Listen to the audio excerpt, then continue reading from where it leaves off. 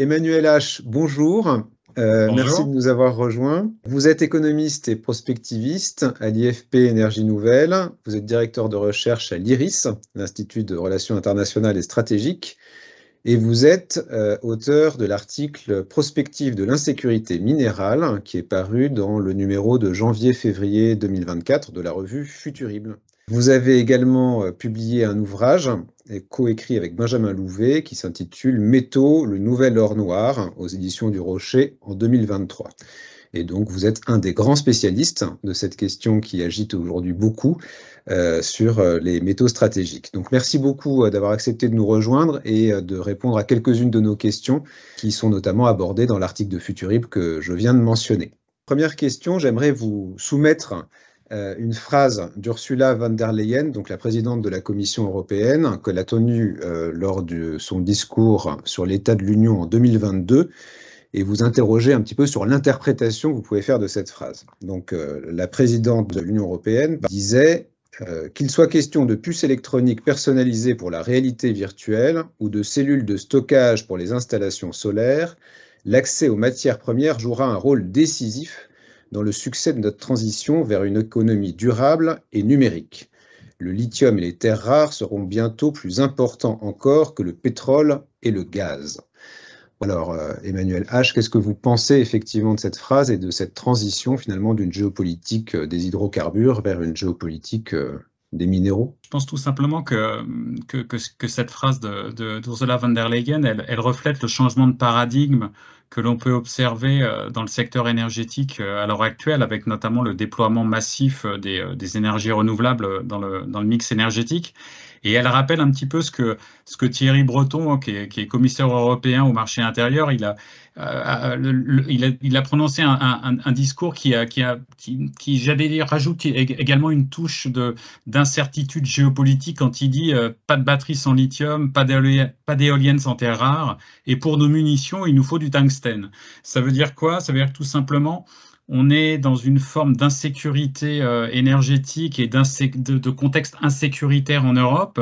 Et quelque part, ces propos reflètent toutes les questions qui sont liées à la souveraineté et à la dépendance. Pourquoi? Parce que les matériaux critiques dans leur ensemble sont devenus des piliers indispensables du déploiement de l'ensemble des équipements bas carbone, hein, que ce soit les métaux utilisés dans les batteries de véhicules électriques, hein, on pense notamment au nickel, au manganèse, au cobalt, au lithium, dans les technologies de l'éolien, avec notamment cette permanence de la question des aimants permanents, dans le solaire ou dans l'hydrogène, et quelque part, derrière ces questions de dépendance, il y a la question de est-ce que ces matériaux ne vont pas constituer un frein?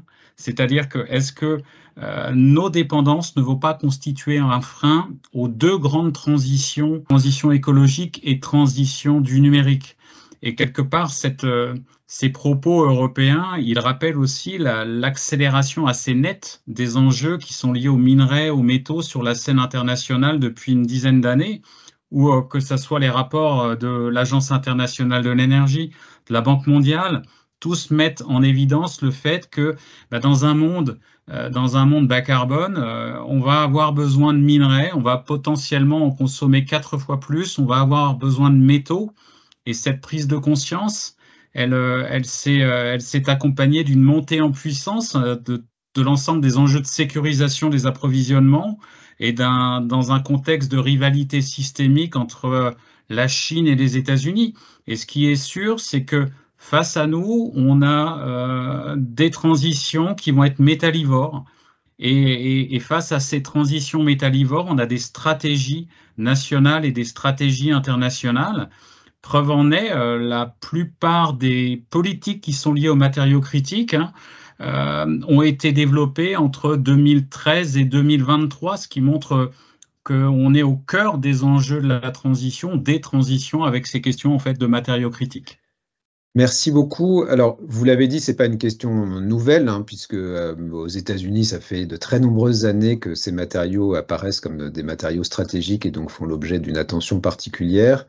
L'Union européenne a mis en place sa première liste de matériaux critiques, je pense, en 2011. Néanmoins, ça s'inscrit, comme vous le disiez, dans un contexte qui est un contexte un petit peu différent, notamment d'un point de vue géopolitique. Alors, je sais que vous aimez utiliser l'expression du FMI de géofragmentation. Alors, comment est-ce que justement les évolutions plus récentes, peut-être, du contexte géopolitique jouent pour accentuer en quelque sorte la dimension critique de la disponibilité de ces ressources? Alors effectivement, j'aime bien utiliser ce terme de géofragmentation, tout simplement parce que je trouve qu'il reflète à la fois une construction géopolitique, enfin d'un concept géopolitique qu'on pourrait appeler la désoccidentalisation ou le retour des blocs, ce qui d'ailleurs n'est pas exactement la même chose, et également les questions commerciales, c'est-à-dire toutes les questions qui sont relatives au fait que est-ce qu'on est en train d'assister à un plateau de mondialisation ou est-ce qu'on est déjà dans une démondialisation. Le rapport du FMI de 2023 qui consacre un chapitre entier à cette question de la géofragmentation, il est particulièrement intéressant. Pourquoi? Parce qu'il met un tout petit peu en perspective tous les mouvements qu'on a pu observer, j'allais dire, depuis la rivalité, comment dire, sous l'ère Trump entre les États-Unis et la Chine, et puis toute la dynamique économique qu'on a observée en fait sur la période post-Covid, la désorganisation des chaînes d'approvisionnement mondiales, la hausse des prix marqués des matières premières. Et donc, quelque part, on a un sentiment que la géofragmentation, en tout cas le retour à des blocs de puissance, avec en plus, chose un tout petit peu inédite, des formes de multi-alignement pour certains pays, une forme un petit peu contractuelle des relations internationales. Sur certains sujets, on va plutôt être associé ou allié à un bloc particulier. On peut penser notamment au positionnement de l'Inde dans la géopolitique actuelle, qui est véritablement un multi-aligné plutôt qu'un non-aligné.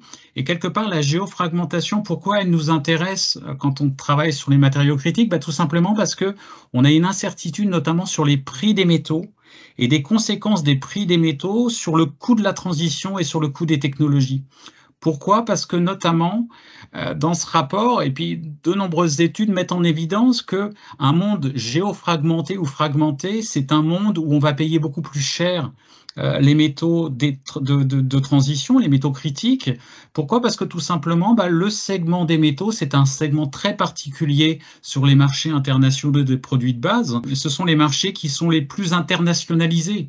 La chaîne de valeur, elle est découpée entre les minerais, les métaux et puis les équipements. Et quelque part, géofragmenter le monde, c'est renforcer la probabilité d'avoir des métaux plus chers, ce qui pourrait notamment nous emmener vers des équipements un tout petit peu plus chers que ce que l'on a à l'heure actuelle, et donc renforcer le coût de la transition. Et derrière cette question de la géofragmentation, il y a la question des multi-alliances, et notamment cet esprit de club que l'on retrouve sur les marchés de matières premières, clubs à la fois qui sont faits notamment des possibles cartels qu'on pourrait avoir sur les marchés de métaux critiques, notamment sur le lithium ou sur le nickel, ou tout simplement club, quand on regarde notamment la reconstitution, la constitution des BRIC+, Brésil, Russie, Inde, Chine, Afrique du Sud, plus les 6 pays qui ont permis d'associer aux BRICS, on se pose la question notamment de est-ce qu'on ne va pas avoir des clubs de matières premières qui sont en train de se reformer, comme dans les années 60-70. Merci beaucoup. Parler de l'augmentation du coût de l'accès à ces matières premières critiques. De fait, elles deviennent stratégiques puisqu'elles portent aussi sur des secteurs qui sont essentiels pour l'économie et le fonctionnement donc des différents blocs. Donc, en l'occurrence, l'Union européenne a publié récemment, en 2023, un règlement sur les matériaux critiques. Est-ce que vous pouvez nous en préciser un petit peu les principaux enjeux, en tout cas les principaux enjeux ou les principaux défis auxquels ce document cherche à répondre? Déjà, je pense qu'il faut dire quelque chose d'assez intéressant sur ce règlement, c'est que Ursula von der Leyen, elle avait fait de l'adoption d'une législation contraignante sur les matières premières critiques une des priorités de son mandat. Et on a véritablement une rapidité des négociations. Pourquoi? Parce que le texte, il a été présenté en mars 2023 à la Commission, et le Parlement et le Conseil de l'UE sont parvenus à un premier accord en novembre. Ça veut dire quoi? Ça veut dire que véritablement, on a pris à corps et à cœur cette question des matériaux critiques. Après, grande différenciation par rapport à d'autres plans qu'on peut avoir, notamment aux États-Unis, au Japon ou au Royaume-Uni, c'est qu'on va avoir des objectifs chiffrés sur les différents stades de la chaîne de valeur. C'est-à-dire que horizon 2030, l'Union européenne a un objectif, par exemple, de 10% de la consommation européenne doit être produite sur le sol européen en termes de minerais, c'est-à-dire pour le secteur extractif. Alors c'est quand même quelque chose d'assez fondamental. Pourquoi? Parce que quelque part en Europe, on a un petit peu perdu le goût de la mine, j'ai envie de dire culturellement et économiquement. Donc ça veut dire véritablement potentiellement réouvrir des mines sur le sol européen. Donc c'est un vrai challenge qu'on peut avoir en face de nous. On a aussi un objectif en termes de relocalisation de l'industrie de la transformation des minerais en métaux, hein, ce qu'on appelle le raffinage, porté à entre 40 et 50%. Et puis, on a un objectif sur le recyclage. Ça veut dire quoi? Ça veut dire que potentiellement, on essaie de mettre, j'allais dire, en Europe, des objectifs qui permettraient d'assurer une certaine souveraineté européenne sur ces questions. Et puis, on a un dernier objectif. Là, il est complètement géopolitique, hein, c'est que l'Union européenne ne doit pas être dépendant à plus de 65% d'un seul pays extérieur à la zone.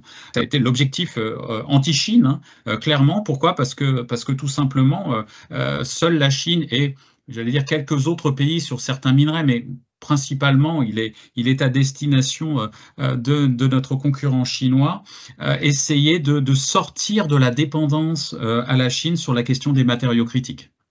Très bien, mais écoutez, merci beaucoup. Donc, sachant que tout ça s'inscrit effectivement dans un grand jeu, puisque la Chine elle-même a sa propre stratégie, ses propres effectivement limitations aux exportations, que les États-Unis font de même, etc., etc. Emmanuel H, merci beaucoup. Et si jamais donc vous souhaitez en savoir plus, je recommande la lecture de votre très bon article dans le dernier numéro de Futurib, donc de janvier-février 2024. Et si vous voulez en savoir encore plus, donc je rappelle qu'on peut se référer à votre ouvrage, donc publié récemment sur le sujet. Merci beaucoup. Merci infiniment.